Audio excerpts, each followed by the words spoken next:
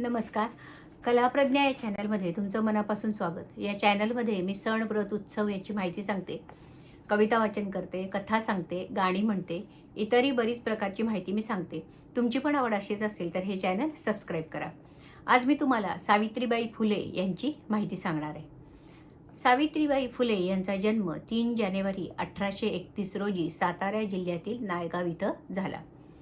त्यावेळेस मुलींना शिक्षण दिलं जायचं नाही, त्यामुळे त्यांना शाळेत पाठवत नव्हते. सावित्रीबाई मुळातच हुशार होत्या. पूर्वी लहान वयातच विवाह व्हायचे. सावित्रीबाईंचा विवाह ज्योतिबा फुले यांच्याबरोबर झाला. ज्योतिबा शेती करायचे, सावित्रीबाई पण त्यांना मदत करायच्या. सावित्रीबाईंची शिक्षणाची ओढ पाहून सावित्रीबाईंना शिकवून तयार करायचे व स्त्री शिक्षणाची मुहूर्तमेढ उभी करायची असं ज्योतिबांनी ठरवलं. त्यांनी स्त्री शिक्षणाची सुरुवात आपल्या घरापासूनच सुरू केली. त्यांनी सावित्रीबाईंना लिहायला वाचायला शिकवलं. आपल्या शिक्षणाचा उपयोग स्त्रियांना शिकवण्याकरता करायचा असं सावित्रीबाईंनी ठरवलं. त्यांनी महात्मा ज्योतिबा फुले यांच्यासोबत 1848 साली भिडेवाड्यात मुलींची पहिली शाळा काढली. भारतातल्या त्या पहिल्या स्त्री शिक्षिका आहेत. स्त्रियांवर होणारे अन्याय थांबवायचे असतील तर स्त्री साक्षर होणं आवश्यक आहे.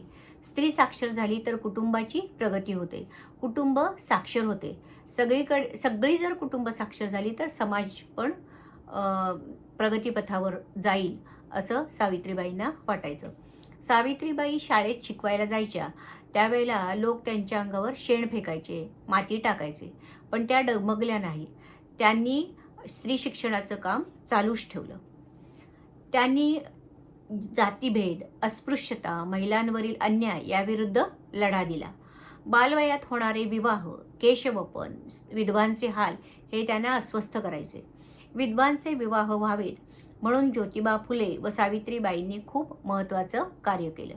सावित्रीबाईंनी स्त्रीवर्गाला साक्षर केलं, खंबीर केलं, स्वतःच्या पायावर उभं राहायला शिकवलं, मानाने आणि स्वाभिमानाने जगायला शिकवलं.